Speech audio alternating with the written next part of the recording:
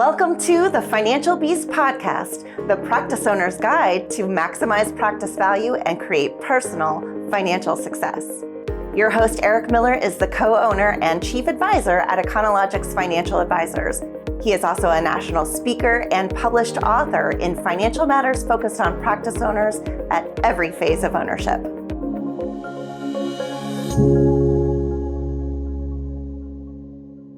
Okay, hey, welcome everyone to the Financial Beast Podcast for physical therapists. To me, this is the top podcast that physical therapists are going to come to. If you want to learn about finances, if you want to learn how to harness the power of your practice, build personal wealth, and go out at the top of your game, then you came to the right place. And, I think we have a pretty special treat. Not only do I get to talk to one of my good friends, but I get to talk to someone that I have always contended was probably one of the top CEO practice owners that I've ever met. And without like going over all of his superlatives, I'm going to introduce Dr. Michael Nula to the program. And how you doing, Michael? I'm doing well. Thank you, Eric. So let me tell you a little bit about Mike Nula. Number one, he's awesome. Number two, he was the CEO, co-founder of Elite Physical Therapy for 20 years, grew it to 13 locations. And this is the part that I love the most. Over 60,000 patients that you guys served.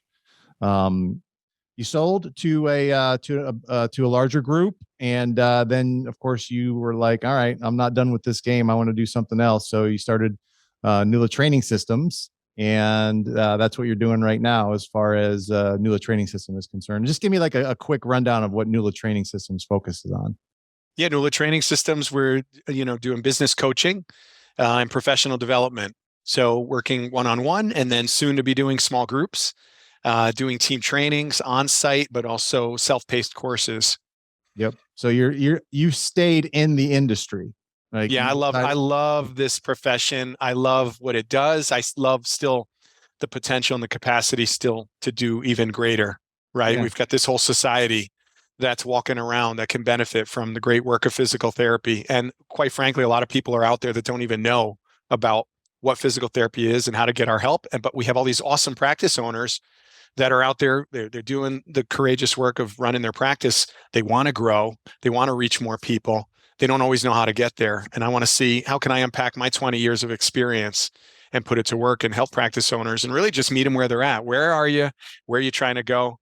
How can I help you get there? That's a great segue right there, because I think when we first started talking, it was like when, the theme of this was going to be from practitioner to top-notch CEO. And that's not something that happens overnight. And I do want to talk about like that evolution for you, how you actually felt like you became a CEO. Because I'll ask you did you feel like a CEO when you first started out? No. What was that like? Yeah, so I started my practice after working for a large healthcare group for a couple of years, and really had this idea. I just want to love coming to work every day. I want to love the people I work with. And most importantly, I want my work to mean something. And I always knew I was going to own my own practice. That was part of the shtick of going back to school and doing PT with the profession I always loved. But I knew being a PT, I'd be a practice owner. And so, the timing was right. Broke off, started my practice. And that was really the genesis of how it started. And it took me about a year of fumbling around to realize I'm like a rookie coach that needs to figure out right now, like, what's the culture going to be over here? What type of coach do I want to be? What am I expecting of my team in terms of like, what's our motion offense? What's our defensive strategy? What's our whole approach to the game? And that took me about a year to realize that's my job to sort of map that out for myself.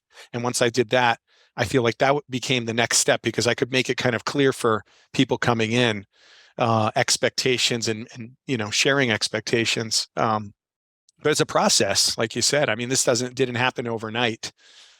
Wow. So you actually kind of found that out early on then, because I think that idea of culture and really establishing that, like exactly what I want this place to look like. A year sounds like a long time, but it really isn't when you're in the midst of like owning a business. Yeah. No, and I think, sometimes things happen to sort of move us to look at things a little closer or a little faster than other things. So, I fell on my face. We grew kind of quickly. I hired somebody that I knew through an acquaintance to be my office manager, and she stabbed me in the back and polluted a couple of my team members. So there I was, all proud of myself. We're about 18 months into it. I've got a staff of 8. And literally overnight, half of my staff is dissolved. I had to fire her, and there was the collateral damage of losing a couple great team members. But there was one of those lessons to learn from, and I think part of it to own it, because all things start with us first. Taking full responsibility. I think I could have spelled out some of the expectations more. Could have been clearer on even on the subject of delegation, and being consistent about it. I would never say anyone deserves to get stabbed in the back, but I had to draw like, what's good from this? How can I learn? How can I grow? And then the important part, I think, with practice owners, if we're going to continue to evolve and grow, is how do we let go? Because if we keep holding on to this stuff, we're holding ourselves back. There's this sort of mindset. It's great to be excellent, but let's not put that unnecessary pressure of being perfect, because there is no perfect. And the faster we realize that, I think, the faster we just can have a healthier practice owner lifestyle, right? No matter where you're at, what size practice. I had to learn that the hard way too. Yeah, I think I try to tell practice owners, like, look, it's a sprint, but it's also a marathon, right? There are certain things where you want to move fast, you want to make quick, calculated decisions, but you can't like bear this burden that I'm going to be right 100% of the time when you make these decisions. You got to be quick, you got to be fast. But look, if you're right 6 times out of 10, that's 60%. That's not bad. No. You're winning the game if you can do that. And it's a sport. Yeah. You're touching on something great. You start thinking about metrics and statistics. You want high probability and high performing statistics, but they're not perfect statistics, right? So, 60% is phenomenal at anything, right? So, and they change too, as far as your the evolution of the practice too, so like if someone's just starting out right now, because I think what you had said right there, as far as I established, what I expected out of this practice early on, do you think that would be advice you would give for like a new CEO? Like what's the first couple things, like the first couple moves that you would say, okay, as a CEO, this is what you should do? Yeah, I think first and foremost, let's get a purpose. Let's make that really clear. What's the mission? Yeah. The reason for the season. You look at some of the greatest championship teams in history, and I love that you're making analogies to sports, because that's the way I roll. I feel like, being a practice owner, being in physical therapy, it's a sport, and we're playing for the long season. So you're right. We have our sprints. We have our priorities sometimes that will dictate action and how fast or slow we need to run some things. But then there's like this bigger picture, the whole season we have to manage. And I think, we've got a 52 game season because we have 52 weeks. Yep. Every week's a game, right? So, and then you learn from those weeks, you build from those weeks, you strengthen from the weeks. The ones that aren't hot weeks, you learn, you let them go. The ones that were great, strengthen that, right? And the idea is at the end of the season, you've won more games than you've lost games. Yeah. And if you're winning more than you're losing, and you're making more right decisions than wrong decisions, like that's ultimately the balance that you're managing. And somewhere in there is embedded with what motivates us and our patients, and that's progress. If we're making progress towards goals, we've got momentum and we're feeling good. So to go back to your question, get clear on the purpose, get clear on a couple goals. Like, so, what do we want to accomplish this season? Personally, for the team, professionally and within the community, right? And if you can try to make things a little bit bigger than inside the clinic, that helps too. Like when you make the game a little bit bigger, so I always was into how do we help the states that we have our practice in be the healthiest states in America? Yeah. How can our contribution contribute to a healthier state? And while you didn't know it, you were going to get the pushback that first year, which is what you ran into, which was, betrayal, which was, people stabbing you in the back, which, I guess maybe when that first happened, you're like, well, is this always going to be like this? But I think it's one of those things that like somebody new is going to have to be cognizant of, and it may not come in the form of betrayal, but it's going to come, right? It's going to come at Right. some point in time where you're going to get pushback, resistance, and all those things. So don't Yeah. look at that in a negative way, so to speak. No, you got to have a systematic approach. I mean, so therein lies too. I learned early on the third thing. Then to answer your question, got to have some systems and processes in place and think about that. I didn't really have a system or process of evaluating candidates. I just assumed I know this person and therefore this is his spouse.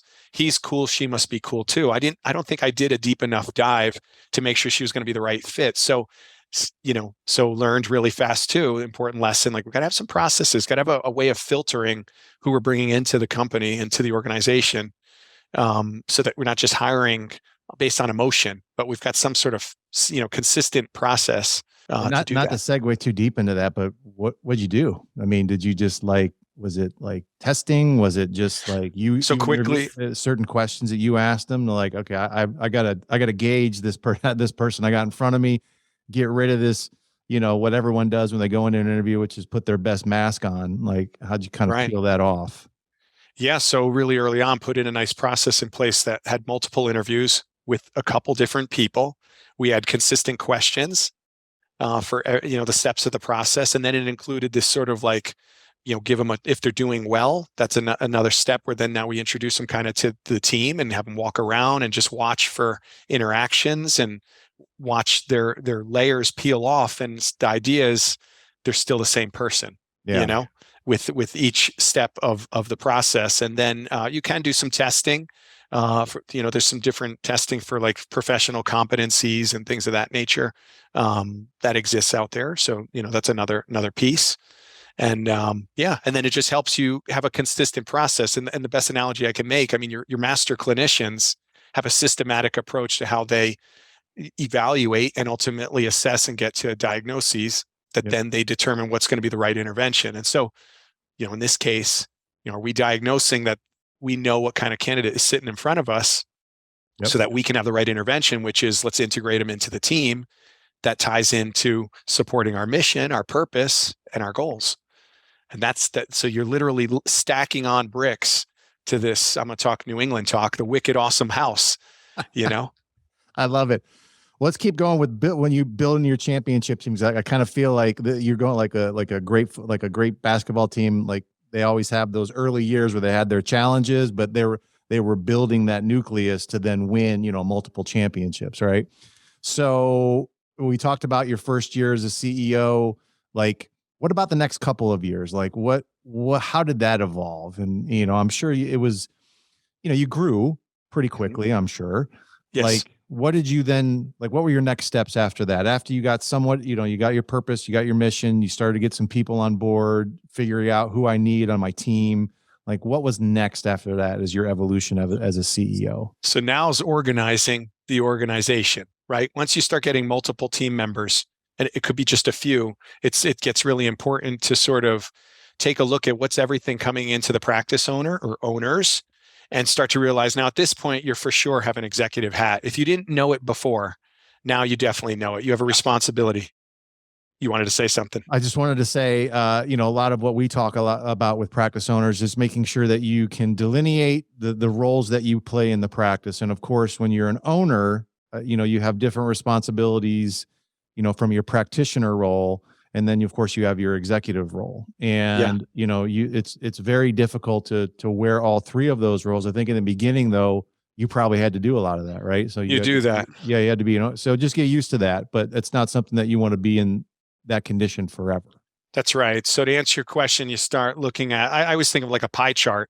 Yep. The idea is, some of these slices you're spending more time in than others, and deciding what's that going to be. So as I was growing and then eventually scaling, where I'm opening up another office or two, I started spending less time on the practitioner role. Still had a hand in patient care, but you always wear the hat of the owner. Yep. You're carrying the risk and the liability, right? And all the big decisions, the final decisions. But then there's that executive role that starts to expand, because executive, the word executes in there. Like, so are you executing the right actions to support your goals Mm-hmm. in alignment with your purpose and your mission? So someone has to be driving the bus, and that's the executive, and the executive's getting everyone on the bus. Then it's like getting everybody on board and aligned with where the bus is going, and then driving the bus and making sure you don't drive the bus into the gutter. Like keep it on the right path, but then also heading in the right direction. And listen, sometimes you take a little detour here and there, but you're kind of still always pointed in the direction that you named as the executive, and you may need to rename that from time to time. But did you love being a practitioner? I love being a practitioner. So I think I had the best of all worlds. I got it to a point where I had like a select schedule with patients. Yeah. So I was carrying maybe like 4 or 5 cases, enough at our largest size in the practice. And that yielded me enough time to be the executive owner. And for me, I wanted, it's a fulfillment that works for me. I always invite everybody to look within and ask yourself what lights you up, but something about knowing I had a couple patients a week to manage their care and kind of get in the trenches, so to speak, among the group. I've always enjoyed that. I guess I wanted to I don't know if there's a hardbound rule, but at what point were you like, okay, I can only spend X amount of hours being a practitioner. I have to spend more time on the owner and executive functions. That's not easy for a lot of people because they don't want to that's where you were trained. That's what you're skilled to do. Right. How did you let go of that? And when did you know I could farm that out to other people then? Like, how did that work out? Well, now you're tapping into like my inner motivation. I'm a teacher at heart. So for anybody that's wondering, so why did I transition out of my practice? I mean, teaching is at the core of who I am. So the idea now to get to work with practice owners, and coach and teach them and teach their teams through trainings, that lights me up. So looking at my story to answer that question, I started looking for more knowledge. Like, let me learn more how to run my practice better. Let me start to work with people that are maybe in a place that I want to get to, or can recommend courses, seminars, workshops. And there wasn't really a lot out there. So it took some creativity. And so now that's where I get excited. I'm providing that now for the PT private practice marketplace. But, going out and learning and starting to take some of that information and begin to implement and start a little bit at a time and kind of weave that in. And you had asked me something earlier. What do you do when people are asking questions? When you have the right people on the bus, those questions are really opportunities to further kind of get on the same page with someone. I think the trap is to get defensive and think they're asking questions or they must be pushing back. And the reality is, if we're honest about it, most people, when they're asking questions, they're just trying to get more information. They're trying to understand something more. So if you can be there cool and poised and just assume the best, like don't go to the bad place, but just benefit of the doubt, like, oh, they must want to learn more. They must be confused about something. Maybe they want to understand something a little more fuller. Let me just explain, it's not that they're trying to debate me or push back, and so to be able to realize that that's all that's going on, that's part of the growth too in the evolution. And that's being the executive. The executive is keeping order among the team and keeping everyone understanding things all the time. So everyone knows who's who's doing what, how are we doing things as a group, by company, process, systems, departments, and how does this all intertwine? And so, as the company grows, the practice grows, if you're really wearing that executive hat, you start to see what needs more of your attention. Like, oh, we got to write up a procedure on this. Ooh, we don't really have a policy on that. And got to find ways to keep a cadence of communication with people and the team. And I need to have a way to monitor all this, or else it's just a lot of random activity. So that's some of my forte, I'm a systems guy, so I'm highly organized, and not systems in the sense of technology and software. It's more on like the steps and processes to do things. Yeah. And being a financial guy, I was always kind of like impressed because it was never about the money for you. I mean, obviously you wanted financial success, right? But I mean, there was never like, oh, I want to make blank, I want to be blank, amount of millions of dollars and all that. I was always like taken back by that from you, just because it never really came into the equation. You just wanted to build something that was sustainable and could grow. Right. And I think a lot of that comes from my personal story. I mean, I fell into physical therapy really by accident. My last year of high school, I played basketball for my high school team. We had just come off winning a championship. I'm a senior now. I finally get my starting role. The year before, I'm coming off the bench, and now I've got starting role. And really, I didn't make it through preseason. I had this incredible, horrible pain in my knee. And I was being told by the first doctor I saw that I had tendonitis, but I was actually misdiagnosed. I learned later I actually tore my patella tendon. So I ended up in physical therapy for a year. And it was really, I fell into the profession. I quickly fell in love with everything it stood for. I always loved the idea of helping people. I loved health and human sciences. So, but interestingly, I didn't have a great PT experience. So I kind of got this limited outcome. I didn't get back to basketball. I kind of had this chip on my shoulder, I think. And there's this confusion, like, what do I do now? So I missed the whole season, but That I was got off. that was your senior year. That was my senior year. I That is sat a next to the bummer, coach, man. and he Oh was my such a gosh. sweetheart. He let me take the statistics, and I was the good teammate. I'd show up in the sports coat and tie, and Yeah. but it's devastating. We won the championship again that year, and I was happy for them, obviously, but to not be able to be in the mix and be actively contributing, it really crushed me. And then to think I spent a whole year in physical therapy and I got this limited outcome. I'm like, how am I not better? Right. And then I get off to college and I'm like, I can't give up. I've got to try PT elsewhere. And that was the change. Like I learned another lesson that not all PT is the same. So I had this idea like, oh my gosh, I want to be part of something that stands for excellence. That's incredible. That if they're indicated to go to physical therapy to get better, then I want to be part of a place that finds a way to get them better, that never gives up on their patient and gets them back to doing whatever they're supposed to do if physical therapy is supposed to work. And so everything after that became about championing this standard of care and this commitment to patients. Is like, man, even on our hardest day, bring it, because if you were in their shoes, you'd want it. And I knew that firsthand. And I still feel it today. When I start telling this story, I'm like, all I wanted was my PT to like be more committed. She's like coffee talking and I'm by myself for a half hour sometimes, all by myself doing things, and I didn't even know if I'm doing them right. And then she'd come and check up on me. How are we doing? And I was 17. I mean, what did I know? Right. But that was like everything you shouldn't do. She was nice. That was about all she had going for her. So, I think it was really about identifying a standard of care that I wanted to lead. And that's probably what all of us practice owners are doing, is there's some sort of standard where want to be an example of with our practice. It's because it's an expression of ourselves to do our practice, right? I think the best example I heard of that is Kobe Bryant. I heard talking one time, and he's like, I want every one of my teammates to have some of my DNA when they're playing, and I think that starts with the leader of the organization. And, that's probably the hardest thing that I see as a practitioner trying to get out of doing day-to-day care, because you obviously think that you do it better than anybody else, right? And, you can't really have that mindset to really grow a company No. because you'll just be stuck being a practitioner for 35 years. That's right. Nothing wrong with that. But I mean, if you want a higher standard where you can help a lot of patients, you need that. But there is a standard of care that you need to expect from all of your other practitioners. I mean, I think everyone's going to treat a little differently. Maybe some of them are experts in, certain areas or procedures or whatever it is. But there's that Mike Nula DNA that you see in every one of your therapists. Is that absolutely true? Is that what it is? That's right. And if you give yourself more time to be the executive, I mean, this is essentially like the player coach. Like you can't be both. I mean, How are you going to coach the team and be on the floor all the time? I mean, fine if you want to step in and step out, but the majority of your energy needs to be in being that coach, being the executive, because you want to be able to see the game. You want to know who you need to spend a little time with mentoring.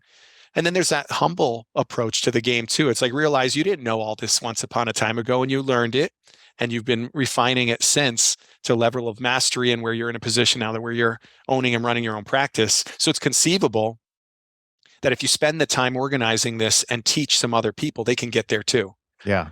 Right. And be able to put some systems and processes in place to help continue a cadence of developing your people, not just on the clinical side, but also this like professional competency side.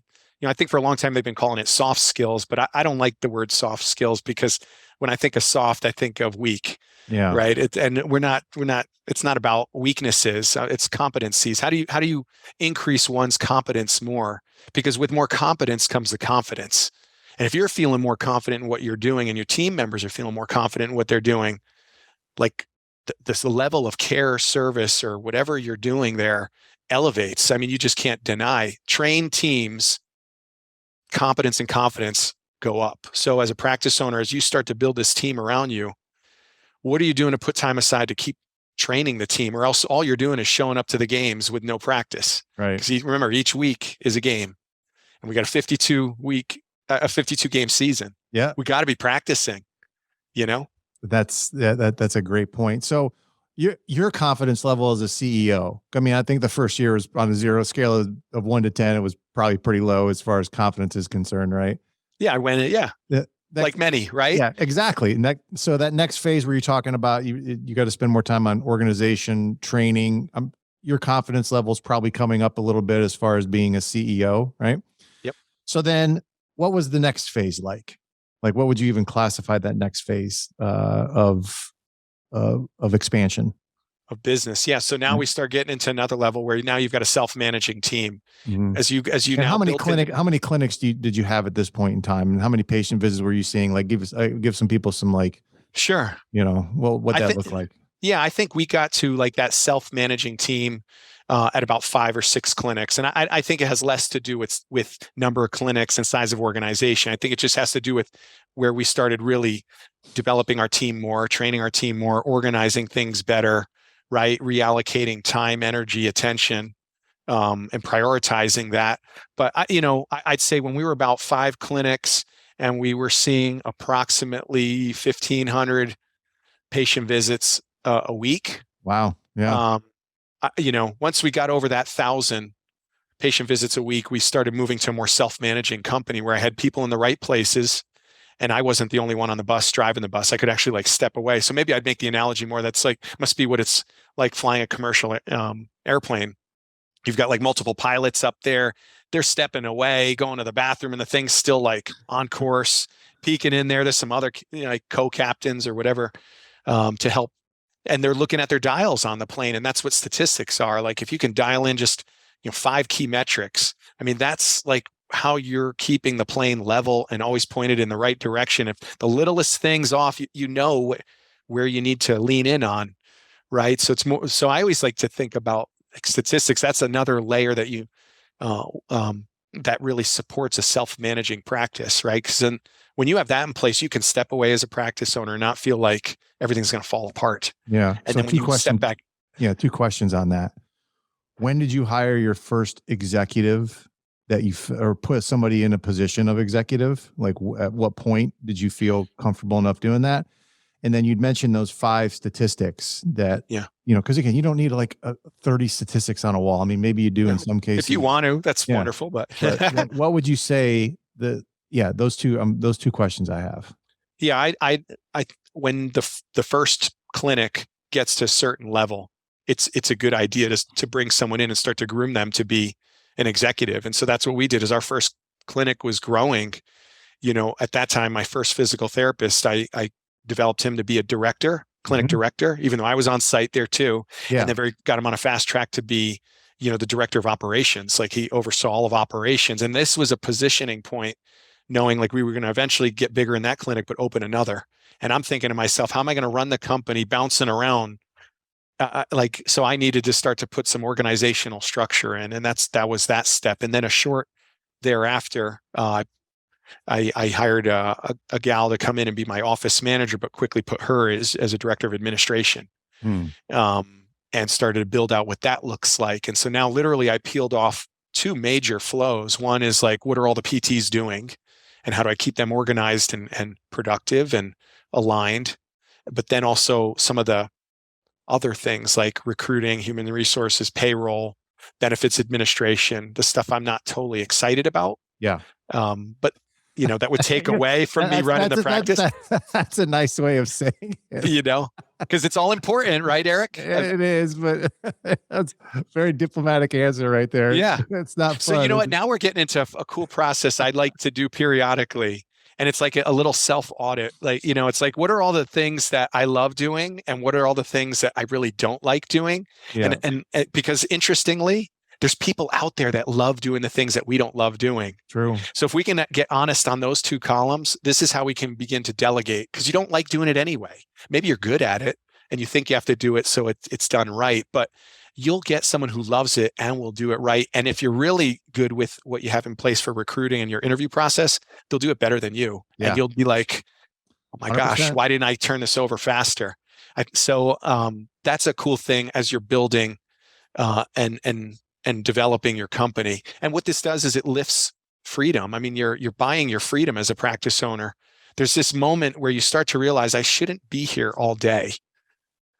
And it's okay. Like, did you feel like, was there a point in time where you were like, and because I've seen this with a lot of people, they get afraid to like hire that executive, they get afraid to do that because, it's going to cost me money and maybe I don't have that right now. And did you feel like it was a bit of a leap, or did you guys have just so many patients coming in? You're like, it's too overwhelming right now. I think a little bit of both, but I think the first part, it was a bit of a leap, but I knew what I was trying to get to. I knew the next step. I knew the longer game. So short game, I was like, okay, I'll get this created and developed. Let me get a job description, a training program. Let me figure out what are some key processes or policies connected to it. What are the main responsibilities that I'm trying to unload myself and put on to someone else? And then how do I want to stay in touch with them? Some sort of cadence of communication, so that I know I'm in the know, but I'm not micromanaging. And then I'm empowered. It didn't have to be like a 10-page. No, and it can develop over time. Start simple. Yeah. I always invite people to remember the first time, if you're married and have children, like remember the first time you went out and got a babysitter. Yeah. Like you kept the line probably pretty close. You probably checked a couple times during dinner, but after a while you let go and now you just go out and you're not worried about what's happening at home. Like, your child's going to bed on time, 8, everything's picked up when you get home. You get a good report from the babysitter and then ask the child in the morning and they're loving on your babysitter. That's what happens when you're hiring the right people and you let that like umbilical cord stretch a little bit more. You're rewarded. And just like a babysitter, with an employee that, if they kept wronging you and they no longer work at the practice, you don't just give up on it. Just like with the babysitter, you just go get another babysitter. Yeah. So in that case, you go look for another team member if it didn't work out. So, it's like something that guides me a lot through the years is just focus on making things right rather than being right. And that's a great little compass to guide activity and behavior because it's very selfless, right? It's just make things right. And that's it. It doesn't mean you have to get it all right in one moment. It just means it could be to be continued, could be work in progress, but just keep seeking to make things right. And that's like staying in the here and the now. And this like being aware, where am I? And what do I need to do to make sure I can stay here and look at things like this so I can then pay attention to everyone else and what their needs are to organize this mission and achieving the mission and those goals that I keep kind of prioritizing. I dare say that philosophical point of view would change human relations if people applied that. That was really awesome. Oh, thank you. I'm gonna have to write that down. Focus on making things right as opposed to being right. It takes a level of being humble. I've got some practice. I've been married now 23 years. I've got 3 daughters. I can't be in the business of trying to be right. Right. I'll be outside, outside looking in. That's true. So, but it's nice because there's parallels. It's the same thing in the practice. You want to be in with your team, you want to trust them and you want them to trust you. Yeah. So, if you're invested in making things right rather than being right, because quite frankly, they don't need you to be right all the time. Yeah. It's actually, it doesn't work for the relationship. But if you're focused on making things right, you're inviting everybody to make things right. It's amazing what it does for the environment. I think that's a unbelievable skill of a CEO right there to have that point of view, because I think most people when they get in charge are like, it's my vision, it's my way. There's an element that you have to stick to certain standards that you have, I'm sure. Yeah. And I'm sure there's some non-negotiable things that you have as a CEO, or it's just like, no, this is what I expect. But that point right there, I think is what makes a top-notch CEO, right? And when he creates or she creates a culture of, we're all here to make things be right and make things better and not just I'm right. That's right. And you're wrong. Right. And the patients will feel this. It's palpable energy. They come in And it's a healing environment when you're empowering your entire team, whether you have one team member or 100 team members or more. I mean, the idea is let's empower the whole group, ideally to have the same kind of mindset about making things right rather than being right, working together, making more good decisions than bad decisions. And is it really bad decisions, right? Just be, make more, win more games than you lose, right? I love that. And then, so they're not afraid.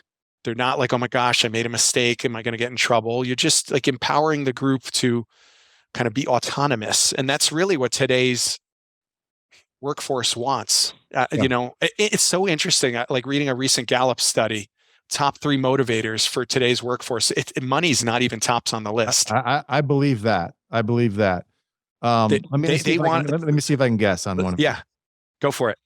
In no particular order, just top 3. What do you think today's workforce? Validation, acknowledgement. Is that one? Yeah, they want a voice. Yep. How about that there's like a future there for them? Like there's growth potential. That's another one. Upward mobility, growth potential, learning environment, something along that line. Yep. And then what do you think the third one is? Safety. That's exactly what. Yes. Oh. And so, let's dive into that. Like, when I say safety, you mean like they feel like there's a secure environment there where whatever that is, they can be heard. I didn't read that study, but that's really cool. Yeah, it's stable. Yeah, right. They want a stable work environment. They do not want to come into a chaotic, very random activity as a routine basis where everything's on fire all the time. And what big fires are we going to put out? They don't want a high stress environment. That's the product of disorder and chaos and no organization. They're looking for an organized, stable environment that seems relatively put together, where they can kind of come in, know what's expected of them. There's a level of predictability. Yeah. They have support to do their job, resources that are with the times, right? So they can go in, deliver good care, great care, have this, the pieces in place to do so, and then go home at night feeling really good about it. Putting them in a position to win, right? That is so big time right now. What today's workforce is looking for, because if anything we learned about moving through this pandemic, those that were most organized really rode the wave better, and are here to tell the story about it better than those that were already holding on by a thread because they're just not as organized as they could be. Interesting, because I talk with a lot of practice owners, and there is definitely despair when it comes to the hiring right now. And yeah, I think they articulate it has something to do with, they want so much money coming out of school, and these PTs want so much money, and okay, they may say that, but I think that Gallup poll, what you just talked about, I think that's probably more closer to the truth. Those are the main drivers. Of course, listen, at the end of the day, of course, there's details to securing employment, right? That they want to make sure they've got the money part settled. And you do too, quite frankly. Make sure you're being competitive in the marketplace. And that the other side wants to be earning competitive wages. There's nothing wrong with that. And that's the appropriate time to go through that. But it's not their main driver. It's just the last detail piece they need to seal the deal and feel good about where they're at. But they're not going to be shopping that around once you get that out of the way. They're going to be there for their main motivators, and so it's nurturing the environment to strengthen those motivators and keep investing in your people. That's one of the greatest checks you'll ever write, is things that develop your people. And that's the greatest return on investment. A trained staff is a competent staff. A trained staff is a confident staff. And today's patient, they've got skin in the game. They're paying copay. Yep. They're pressed for time because we're busier than ever in society. They're not messing around. So we can't either. They got to show up, and we do too. And when they come into our environment, they need to know immediately that this place has it together and it's going to take really good care of me and get me better. Because as nice as you are, let's not forget why they come to see us. They're here to get better. Yeah, for sure. And so the add value is, let's make sure they have here's New England talk, a wicked awesome experience along the way too. Create the OMG moment. So when they leave, they're in the parking lot and they're, OMG, I just went to ABC Physical Therapy. This place is wicked awesome. You got to come here too. And so now not only do you have a locked in patient, who's going to be totally compliant, by the way, and get better, but they're going to tell everyone and their mother how awesome you are. So now you've got your internal marketing pumping for you, and you're going to grow. Yeah. But let's get organized and make sure you're ready for that tsunami wave that's going to come in. Like, get your infrastructure tight and ready. What were those stats that you made sure kept you on the bus? Starting 5, ready? Because I'm a basketball guy. Do it. Patient visits. Super important to look at production, because let's face it. I mean, if you're seeing more people, you're helping more people. And that somewhere in your mission has something to do with helping society be happier, healthier, moving better, feeling better, improving their condition, et cetera, right? Okay. Arrival rate, because that speaks to quality. Are patients staying on track and arriving for their appointments as scheduled, right? So the flip side of that is your cancellation rate. Number of referrals or leads. Those are great indicators to know the potential for growth, right? As referrals go up, you can start to anticipate the fourth one, which are new patients seen. Mm-hmm. And that can help you with staffing. It can also help you with managing a caseload and managing volume. And the last one's collections. That's the bloodline. I mean, without collections, we can't pay bills. We can't pay our team, can't pay to keep the lights on, can't pay to get the TheraBand, the supplies, the equipment, keep nice paint routinely and new carpeting and fresh smell. So when patients come in, it doesn't look like, their basement. It looks like it's put together place. So those, I think, are the starting 5. Those are I mean, in health, we have biometrics. Yep. These, I think, are the biometrics of a practice. And it's not about the numbers, but we have a way to organize our attention and know like what we're looking at. Again, if we go back to the analogy of flying the plane or driving the bus, like, do you know the dials? Do you know that you have enough fuel? Do you know that the thing's pointed in the right direction? Do you know the mileage that you're traveling? There's just main dials for this ride, this game. If you were in sports and we're talking about the basketball game, like, do you look up at the scoreboard every now and then and know the score, fouls, turnovers? Yeah. Right. Like, you need metrics, statistics. And as someone that has been through an exit, how important were those 5 stats to have a successful transition where you get maximum value for your practice? It was huge because everything's very clear, very transparent, and it helped me with the vetting process. It was very important to me to be really strategic about bringing in the right partner, because I care deeply about the people that work there, and I care a lot about our communities, and I really wanted to find the right alignment. And so you've got to have a fair and very clear kind of picture of what you've got in front of you. So when you're talking with the prospective partner, they know what they're looking at too. Yep. No secrets, right? No, there's nothing gray. So I'd love to go.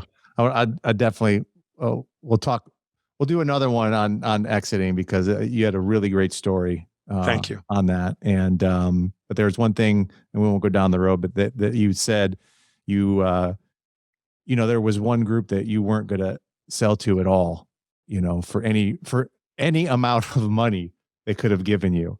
And I think that the only reason I want to bring that point up is that, again, when you were building this thing, you were building it just not for your own financial satisfaction when you exit out. You wanted to build this thing so that it could sustain, it could continue to grow, it could continue to serve the patients of your area. Your employees would win, everyone would win. You had that mindset where everyone's going to win on this transaction, right? Now, there may be some people that didn't feel like they did, but the majority of people won. Yes, and the communities are winning because this group is solid with what they come in for: an organizational structure, support, continuous learning opportunities, upward mobility. I mean, they hit all the check boxes that I was looking for to make me know that the company's in good hands for now and into the future. Yeah. They'll go to new levels and new heights.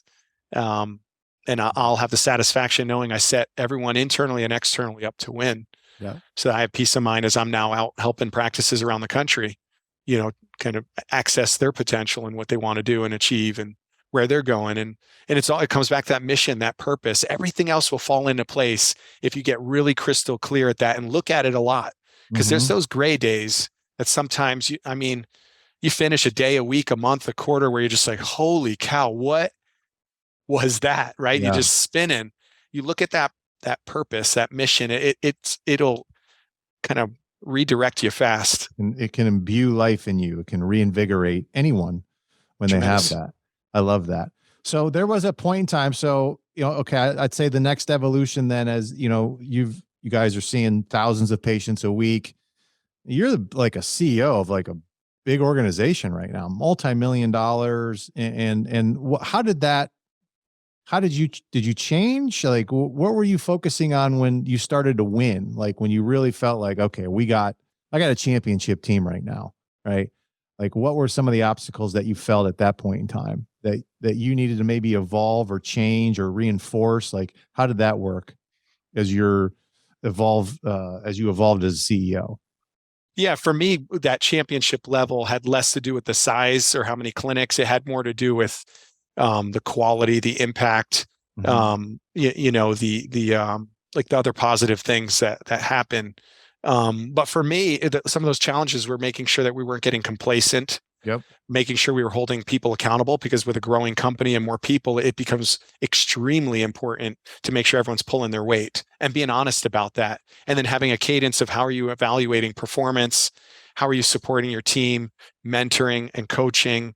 And again, back to professional development, having a cadence of professional development. I can't emphasize that enough, or else you've got a team that's literally trying to operate with the same mindset and knowledge set, but you're asking them to go to the next levels. They can't access that.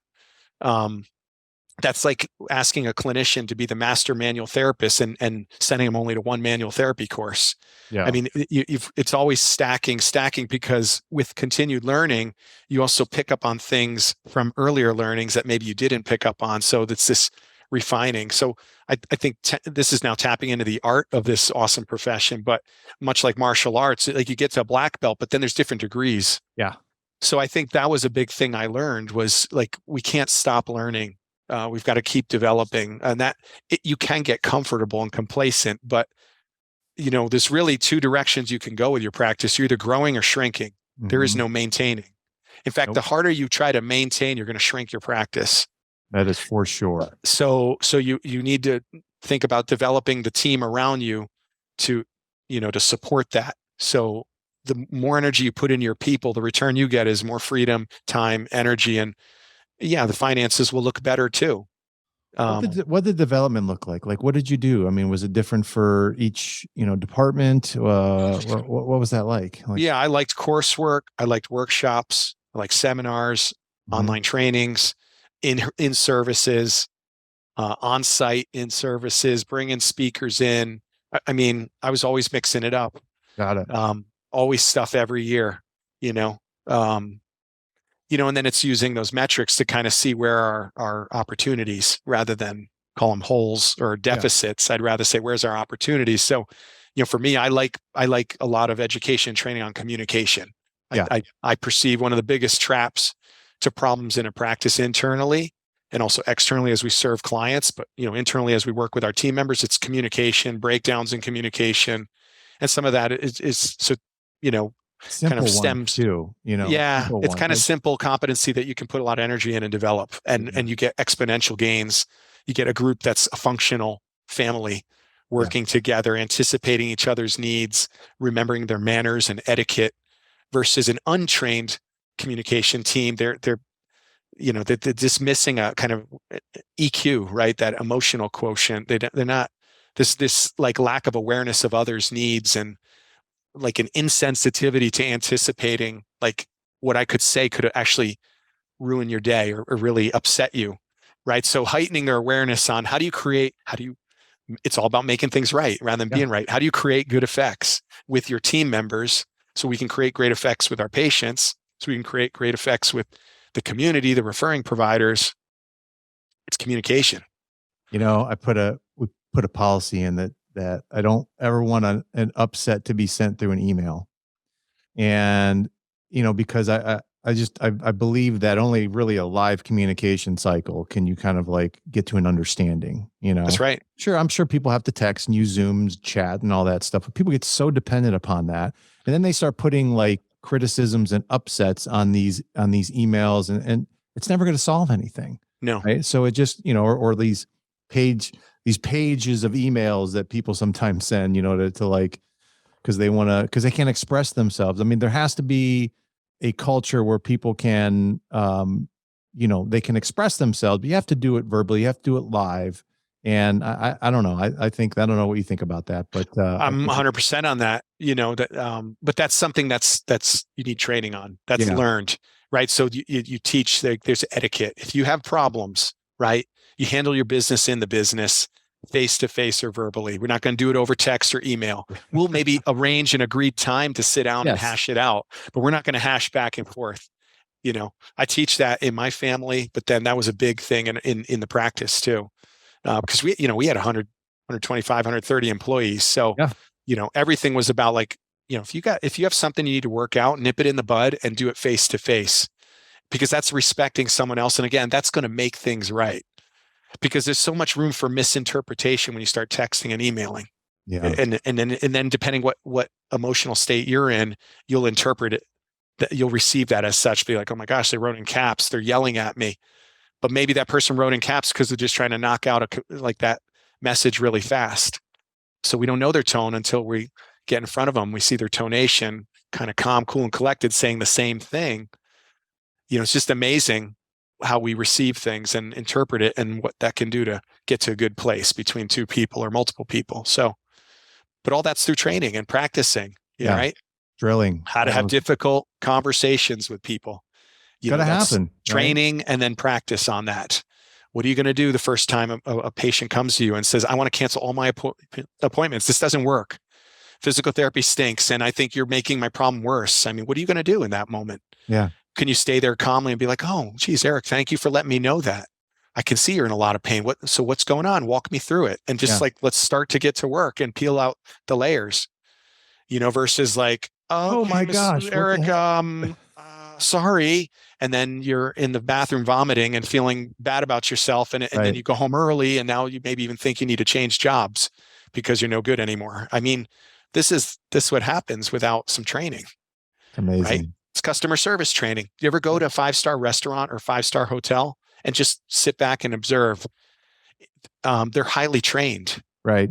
So they deal with the public and all the public's particular, and quite frankly, some people being rude. Like, I thought I was going to be able to check in an hour ago. And they're like calm, cool. They're like, oh, I can see how that would happen, Mrs. Jones. You know what?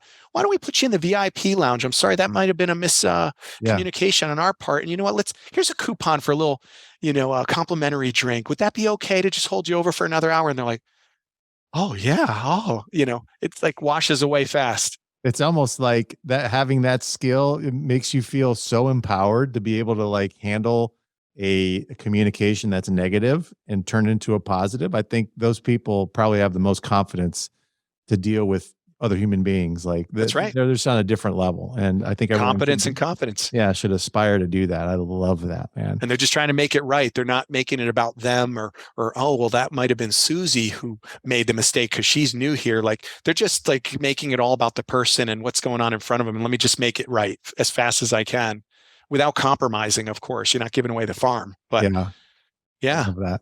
Like let's talk about this. You're a great leader. People that are listening to this would be like, oh, well, it's Mike Nula. I mean, he was born to do this. Like he was born to be CEO, or it's just inherent in him to be successful at being a CEO. That's just kind of his nature. Okay. Let's dispel that crap for a second, because there are I think there are physical therapy owners out there who don't have the confidence that they're good CEOs. And they probably think, I'm never going to be good at this. I'm just not that way. I'm more of a practitioner, always have been. And I just don't know if I can ever become a good CEO. Kind of dispel that. Yeah. Right. I'm going to say, knock that off right now, and I'll talk in terms that we understand. This is professional competencies are like muscles. You need to develop them. Right. And they'll grow and develop over time. The first time you wanted to, if you want to work out and you want to put on some muscle tone, or what you tell a patient that's trying to improve strength and function, you'd say, listen, this is going to take a little time, a little bit of continuity and consistency, but we can get there. And they do get there with staying the course. I'd like to think of there's a lot of professional competencies that exist, but I think there's 4 in particular that quickly come to mind, and it's communication, it's leadership, it's like a receptivity, a sensitivity towards others. And then there's like an adaptability. Like, can you change with the change? Can you roll with the roll? Or is everything really uncomfortable every time it's different? To me, that's like an endurance, a stamina thing. Do you get winded after doing a couple sprints, or can you like look around at everybody else and be like, yeah, I can run those hills again? Yeah. But those are things you got to develop, and you work at it, and you give it time, and you give it a commitment. And I just think to myself, like, it really boils down to commitment as a practice owner, because if you're so committed, you're never going to fail. There's no losing. If you're committed, it means I'm never giving up. Like, things might get tough sometimes. I might fall down. I'll get back up, dust myself off. I'll look at the film. I'll learn, and I'm going to grow. I'm going to maybe sometimes change up my roster, go get some other team members I need. Change up the offense every now and then, call a different play. That's what it is to update procedures and policies. I think it's a process. I think that's where the exhaustion comes into play with some of these guys, that they just don't want to, they don't want to continue to do that. Yeah. And so, and so therein lies like what the greatest coaches do. They go to coaching clinics, and so I'd invite practice owners, like, what are you doing for practice owner clinics? I mean, that's where coaches like me exist. And then workshops like what I host, I mean, that's one avenue. It's not the avenue, just like there's not one physical therapy place to go to. Right. So do your due diligence, right? Make sure it's a match and that it can support your goals, but never think like you've capped out. There is no ceiling. The only ceiling is what we put on ourselves, but that's the cool part. And that ceiling will rise over time. Like, when you think back to the first time you started your company and you think of your biggest challenges, and now fast forward to where you are now, like, you'd eat those challenges for lunch, like, and not even think twice about it. But then it was massive, but you're staying the course, you're committed, you keep developing, and you run into things. And you run into new and bigger problems. But you're right. You look at the old problems, you're like, oh God, I can't believe I sweated that for that long. Right. Really, if it wasn't that big. Nula Training Systems. Tell me about it. How do you make CEOs better? How do you make CEOs better? Well, listen, I want to know where they're at. That's the biggest thing, and where you're trying to go. And if part of within that is becoming a better CEO, the way we do that is through coaching. It's very intentional and accountable coaching. It's 100% supporting the practice owner, and where they want to go. And then, I've got workshops, I've got self-paced courses, even willing to come and do a site visit, spend a whole day. And it's much probably like what you do with a mechanic, like, let's lift the hood of the car and let's look at everything you want to look at. It's not a white glove inspection. It's just like, how do I get this engine working better? Yeah. And I'll spend a whole day. And then at the end of the day, we'll write up a whole strategy on how we'll get that engine running better and what it needs to be implemented. And then we can talk about a cadence of following up and having the support to do that and the help to do that, I love how you say cadence, because you set that up as like, it's almost like, a song where I got to have, reporting. I'm assuming that you're saying I got to have a system where I can keep follow up and connected in a certain way and know that these things are being done in the organization. That's right. And be a movement experts that we are as physical therapists. That's why I use that word. It's like, man, if I'm going to run a marathon, what kind of pace and cadence am I going to have so I can finish this thing? Right. And then what am I doing to pace myself at each of those mile markers? How do I know what mile markers I'm even approaching? How am I preparing, and how am I keeping it together through this marathon? Right. So I love the idea of cadence, because it's building in rhythms, routines, so that I can just focus on the game, and that's the idea of putting some systems and processes in place and structure, spending a lot of time on structure functions. So it actually supports the mission, the reason for the season. Right? For the season. I love that, man. I do love that. You're going to knock this out of the park. Where do people find you? They can come visit nulatrainingsystems.com. Would love to hop on a discovery call. No strings attached. You just come in 20 minutes, share with me what you're working on. What do you have attention on? What do you want to improve? Or, and find out if I'm going to be the right match for you to help you. And likewise, if you have some ideas for your team, to be able to share that in a discovery meeting call, and we go from there. Yeah.